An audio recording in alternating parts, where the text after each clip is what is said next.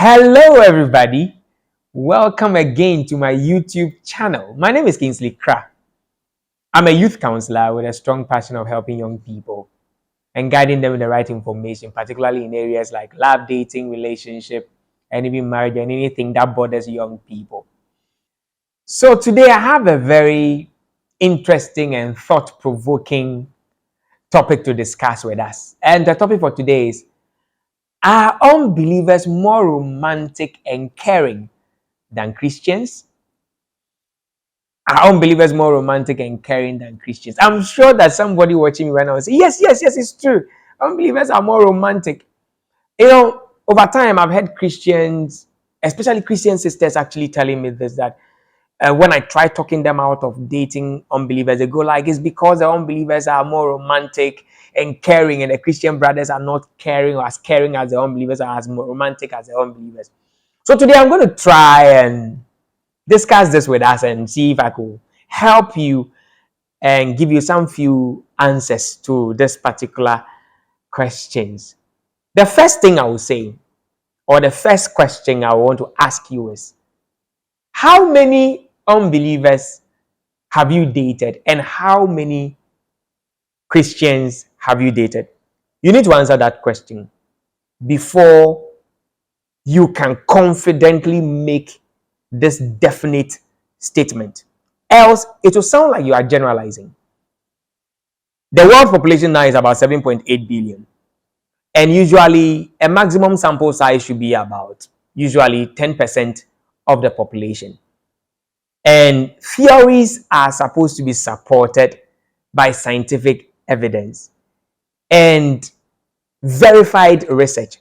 So I don't know which research you've done, and I don't know what has informed your decision before making such conclusion. But then, if you've not dated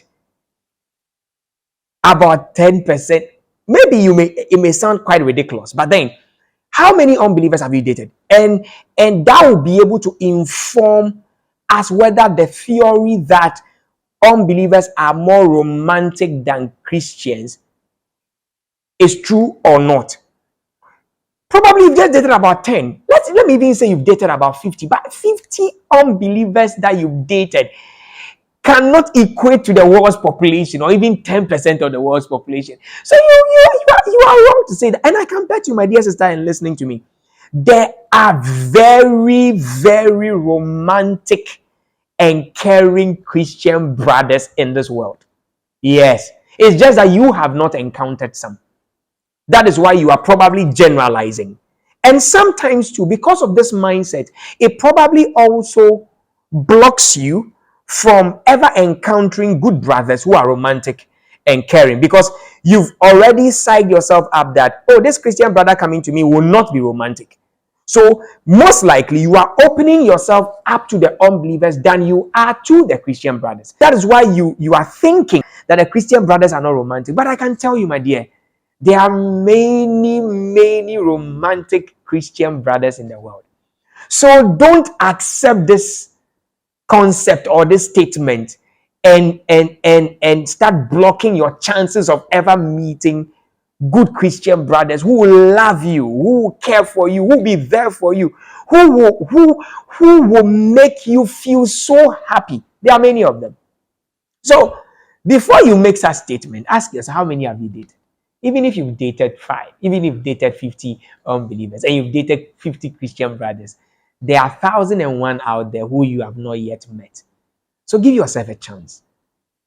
Don't believe the statement that unbelievers are more caring and romantic than Christians.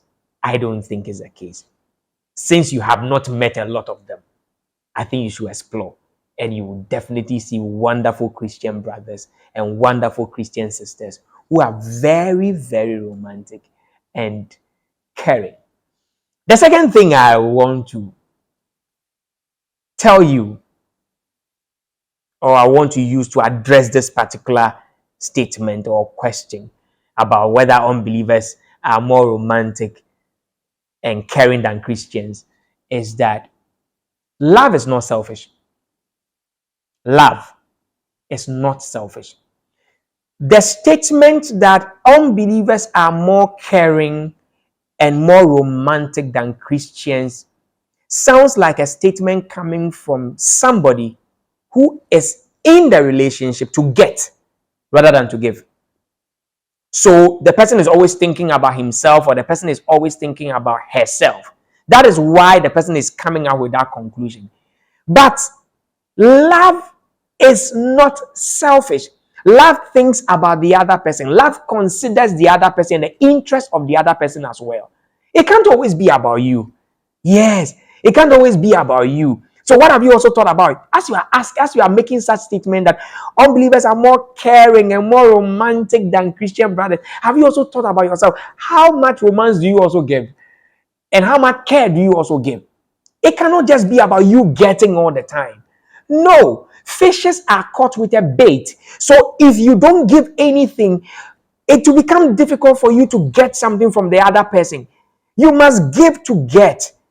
So, my dear sister and my dear brother, it's not just about you. Love is not selfish.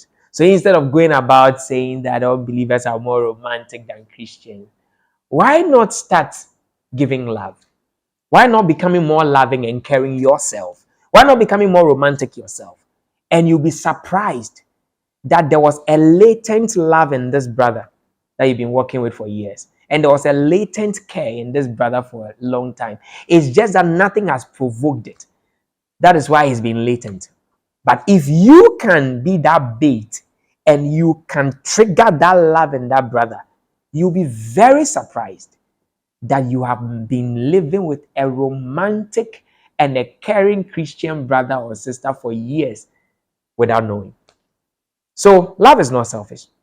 Start giving love yourself. You who is making this statement that Christian brothers are not romantic and are not caring, and the unbelievers are more romantic and more caring. Start giving love, and you'll be surprised the amount of love you are going to receive from these Christian brothers.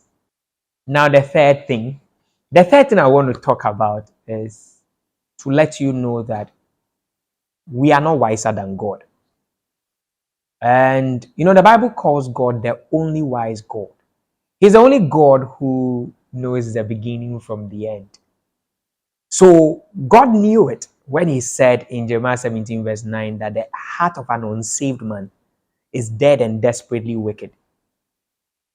So it meant that beneath that love and care you are receiving from an unbeliever as a Christian, or believe that beneath that romance and care that you are receiving from an unbeliever as a Christian, is wickedness you are yet to discover. The word of God says it, that the heart of an unsaved man is dead and desperately wicked. Jeremiah 17 verse 9. And God knew it when he said in 2 Corinthians chapter 6 verse 14 that we should not be unequally yoked together with unbelievers. Because what has light got to do with darkness? God does not want a Christian to date unbelievers because the effect of it is actually more harsh on the Christian than the unbeliever. The unbeliever really has nothing to lose. It's the Christian who ends up losing salvation or losing your relationship with God because you've fallen into this trap of dating an unbeliever. You're not wiser than God. So when you fall into this trap and you feel that, oh, I think unbelievers are more romantic and caring than Christian, so I would rather choose an unbeliever over a Christian brother or a Christian sister. Remember, you are not wiser than God. You are not wiser than God, who said in 1 Corinthians chapter 15 verse 33 that evil communication corrupt good morals. Meaning that beneath the romance and care you are receiving from an unbeliever as a Christian brother or a sister is corruption you are about to discover. Because as you keep talking about them, you are two people, you are following Jesus, but they don't believe in Jesus. They speak against God. They speak against the word of God. They think their belief and principles are anti-Christian or anti-Christ. Hey, you should know that you are not wiser than God. It is just a matter of time, and you will see that beneath the romance and care that you were receiving from them is corruption. That they are going to corrupt you, they are going to destroy what you have believed over years and what you have held on to for years. So, anytime you feel that unbelievers are more romantic than Christians, just understand you're not wiser than God. And please, I want to tell you again, there are many romantic Christians that you are yet to discover. Yeah, you'll be surprised. There are many romantic Christians out there that you are yet to discover. So let's not fall for that lie. And the final thing I want to tell you about is that temptation is no temptation until there's an attraction. Temptation is no temptation until there is an attraction. For something to be called temptation, it must satisfy some things. One, it must appeal to your senses. So your taste, your smell, your hearing, or your sight, or your feel. So it must just appeal to your senses.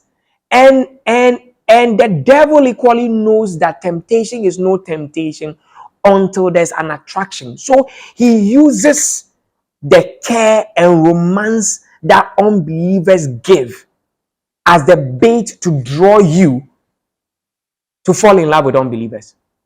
So it's actually a temptation that you must overcome. And there are blessings for overcomers. So don't, instead of falling for this trap of saying that, oh, unbelievers are more caring and romantic, and as a result, you are choosing unbelievers over Christians. Know that it is one of the temptations that you have to overcome, and try and overcome it. Overcoming such a temptation will open you up to experiencing wonderful relationship with amazing Christian brothers and sisters that you'll be surprised that they exist. And there are many of them. So, my dear brother and sister watching me, today, there are 4 things I shared with you. You who is believing or thinking that Christians are not romantic and unbelievers are more romantic and caring than Christians.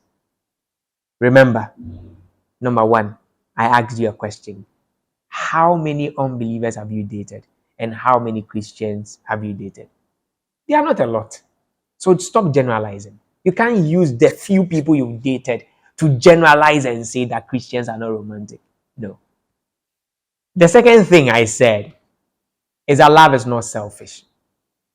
Don't go into a relationship, don't enter into a relationship to get. Why not think about giving also? And by giving, you will end up provoking the love and the romance that probably is latent in this person you have been working with for years. The third thing is that we are not wiser than God. We are not wiser than God who told us that we should not be unequally yoked together with unbelievers. We are not wiser than the God who told us that evil communication will corrupt our good morals. So instead of falling for this, no, you are not wiser than God. Let's stick to the word of God and obey the principles of the word. And the last thing I said is that temptation is no temptation until there's attraction. For a temptation to succeed, it must first appeal to your senses. So probably these unbelievers are appealing to your senses. But remember, there are blessings for overcomers. So overcome the temptation to fall in love with an unbeliever. Whether they are giving care or whether they are giving romance or whatever, tell yourself, as long as you don't believe in the Jesus I believe in and the Jesus I serve, I'm sorry, I cannot disobey the word of God. So I hope you have been blessed by today's topic. Share your experience or comments in the comment section. Let me hear your view also about what I've just discussed. And I believe that we'll be blessed. I'll be blessed to hear something from you concerning this topic. But I hope that you have been blessed and you've learned something today. Don't fall for the temptation to fall in love with unbelievers. Always remember that there are many, many romantic and caring Christian brothers and sisters around.